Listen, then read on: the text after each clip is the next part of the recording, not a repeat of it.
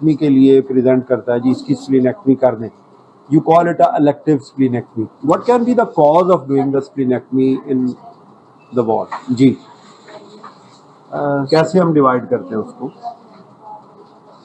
Splenectomy करनी है नहीं करनी? हाँ, the first most important cause कौन सी होती है? Sir painful splenomegaly. Painful splenomegaly, that is the one cause, but the most important is that the patient has got some sort of hemolytic disease, या यूं कह लें कि जिस पेशेंट में बार बार अनीमिया हो रहा है, जिसको बार बार ट्रांसफ्यूजन की जरूरत पड़ रही है. और वो कौन कौन सी कंडीशन होती है? लाइक तो दो तीन थैलासीमिया, सिकल सेल डिजीज और hereditary spherocytosis, autoimmune haemolytic anaemia और आईटीपी, इडियोपैथिक थ्रोम्बोसाइटोपेनिक पर्पस. अगला सवाल है what is हाइपरस्प्लीनिज्म?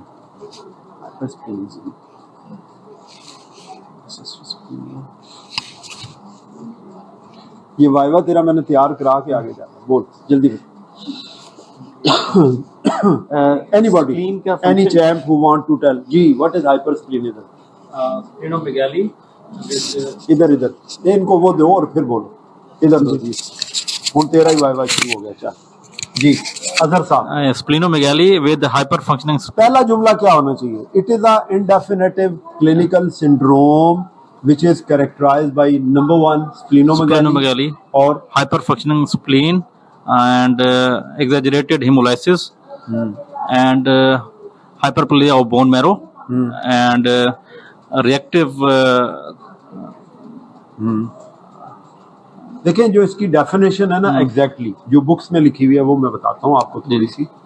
This is a indefinitive clinical syndrome which is characterized by number 1 is splenomegaly and combination of any of these symptoms like anemia, ठीक है, और leucopenia, thrombocytopenia, ठीक है, और reactive hyperplasia of the bone marrow, and it is benefited by doing the splenectomy. तो इसको क्या कहते हैं?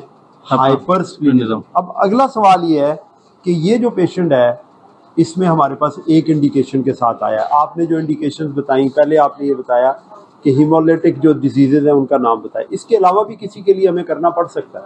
स्प्लीनिक एब्सेस है और ट्यूमर ऑफ स्प्लीन हो सकते हैं. Tumour of spleen that can be part of और सस्पेक्टेड मैलिग्नेंसी. जैसे करीब के किसी उसको निकाल रहे हैं, साथ स्प्लीन इन्वॉल्व है तो आपने वो भी निकाल दी. और इसके अलावा ट्रॉमेटिक रप्चर जो है उसमें ट्रॉमेटिक तो वो तो ट्रॉमा तो दूसरी तरफ आ गई ना. ट्रॉमा बहुत इंपॉर्टेंट काज है सर्जरी के वार्डों में खास तौर पे, लेकिन इलेक्टिव स्प्लीन के लिए नहीं है. और इसके अलावा ल्यूकीमिया, टेंडर स्प्लीन होती है कौन कौन सी कंडीशन में? लाइक मलेरिया में हो सकती है, टाइफाइड में, ट्रॉपिकल स्प्लीन हो सकती है मलेरिया में, और टाइफाइड में हो सकती है. फेल्टी सिंड्रोम टाइफाइड वाले में आमतौर पे नहीं करनी पड़ती. फेल्टी सिंड्रोम किस डिजीज का पार्ट होती है? रोमाटाइड आर्थराइटिस और स्क्लेरोडर्मा. उसमें भी पेनफुल टेंडर स्प्लीन हो सकती है, ठीक है, या फिर ये स्प्लीनिक एब्सेस में आप करते हैं. Pre op surgically pre op इनमें किन किन चीज़ों को देखना ज़रूरी है? 3 बातें बड़ी इंपॉर्टेंट है, वो बता दो. क्योंकि अगर हम मेडिकल कॉजेज में जाएंगे या मेडिकल इन्वेस्टिगेशन में जाएंगे वो तो बहुत ज़्यादा है, उस तरफ हम नहीं जाते. सर्जिकली 3 चीज़ें कौन सी इंपॉर्टेंट? एक तो वैक्सीनेशन जरूरी है. Number 1 is vaccination. कौन कौन सी वैक्सीन करानी है? Influenza, pneumococcus, H influenza and meningococcus. ये 3 की आपने करवानी है. और अगर इलेक्टिव केस आ जाए तो कितना पहले करवानी है? 2 weeks before. 2 to 4 weeks before the surgery आपने करवानी है. नंबर 2 इसमें पल्मोनरी फंक्शन टेस्ट होने चाहिए. नहीं वो तो सारों में ही होने चाहिए. जो इसमें स्पेसिफिक चीजें हैं वो बताओ ना. इसमें ये सीबीसी कोएगुलोपैथी और ब्लड को आपने प्रॉपर करना है. कोएगुलोपैथी ना हो क्योंकि थ्रोम्बोसाइटोपेनिया होता है अक्सर, या कई और कंडीशन हो सकती है. कोएगुलोपैथी नहीं होनी चाहिए और ब्लड की मिकदार पूरी होनी चाहिए. 2 बातें. और तीसरी चीज, एक और बड़ी इंपॉर्टेंट चीज है worth mentioning. What is that? Prophylaxis देना बहुत जरूरी है. वो क्या है? DVT prophylaxis. नो, वो तो बाद में देंगे ना डीवीटी. इससे पहले क्या देंगे?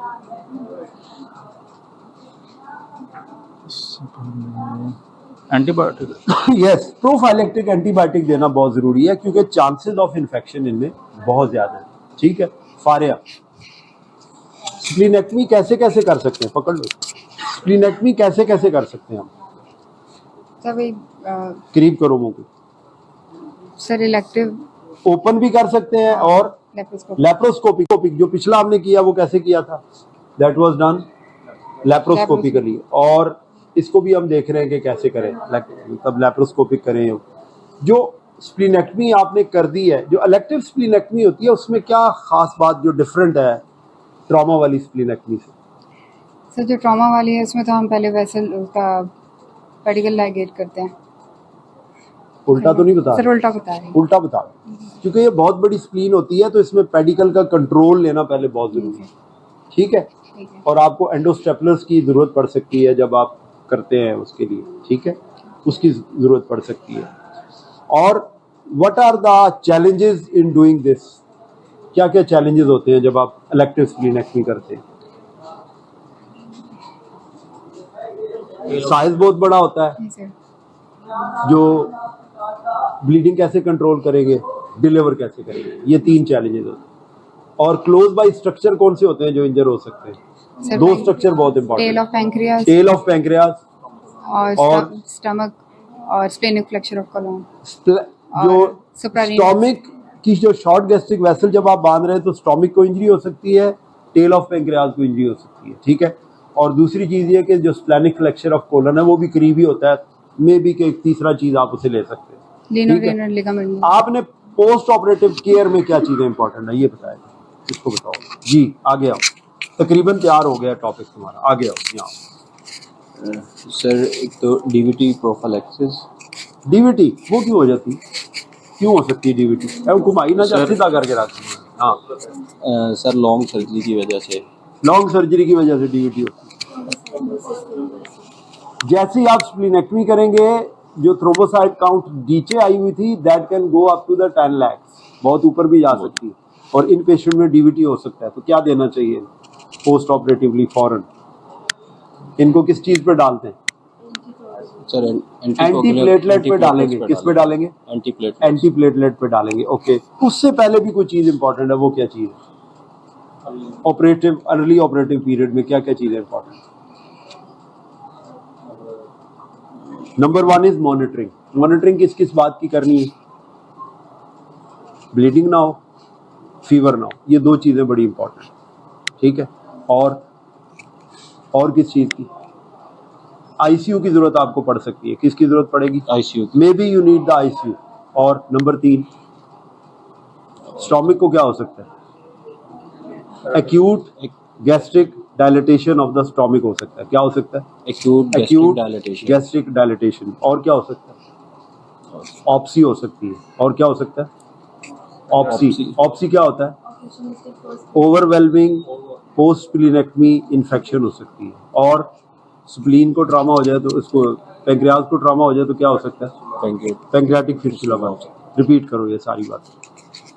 सर पोस्ट ऑप में एक तो थ्रोम्बोसाइटोपिनिया हो सकता है। नहीं, उससे पहले जो इंपॉर्टेंट चीजें वो मॉनिटरिंग क्या करेंगे? मॉनिटरिंग में हमने देखना है फीवर ना हो और ब्लीडिंग ना हो।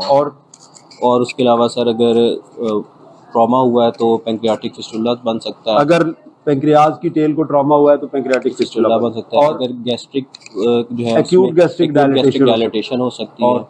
और ऑप्सी क्या होता है? ओवरवेलमिंग पोस्ट स्प्लीनेक्टमी इन्फेक्शन हो सकती है। और सर एक और चीज थी, डीवीटी का प्रोफाइलेक्सिस वो कैसे देते हैं? वो सर एंटी प्लेटलेट पे डालते हैं। इसका वो वाला नहीं है, इसको एंटी प्लेटलेट पे आपने डालना है क्योंकि प्लेटलेट काउंट ज्यादा हो जाए। और फॉलो अप में क्या चीज इंपॉर्टेंट है? क्या बना के देना है इसको? कार्ड बना के देना है। क्या लिखा होगा उस पर बड़ा बड़ा? स्प्लीनेक्टमी हुई है, क्या बना के देना है? कार्ड बना के देना है। क्या बताना है कि जब भी जीपी से मिलेगा क्या बताएगा? सर मेरा कार्ड देख लो, I have undergone the splenectomy. ठीक है, ये आज आपका जो इलेक्टिव स्प्लीनेक्टमी का सर्जिकल पोर्शन है वो तकरीबन हमने कवर कर दी। ठीक है, इसको रिपीट कौन करेगा कि क्या क्या काम किया? हाँ जी, आप बता दो, इसको दे दो। क्या क्या काम हमने डिस्कस किए, बड़ी बड़ी बातें बतानी है सिर्फ। जी, सबसे पहले तो सर हमने causes of causes of elective splenectomy discuss की, और उसके बाद सर नेक्स्ट हमने स्प्लीनेक्टमी के प्रोसीजर हम इलेक्टिव करते हैं या टाइप्स कौन कौन सी होती हैं वो डिस्कस की, और फिर उसके बाद सर हमने इंट्राऑपरेटिव कॉम्प्लिकेशन, प्री सर्जरी क्या प्रिपरेशन करनी है वो किया, और इंट्राऑपरेटिव चैलेंजेस क्या होते हैं वो हमने डिस्कस किए, एंड पोस्ट ऑफ मैनेजमेंट क्या होनी है ये हमने डिस्कस की। ये तकरीबन हमारा पूरा टॉपिक कवर हो गया। These are the important aspects as a surgical resident which one should know. इसमें से कोई चीज़ भी ऐसी नहीं है कि जो आपको ना पता हो, हर चीज़ के बारे में आपको पता होना जरूरी है। Thank you very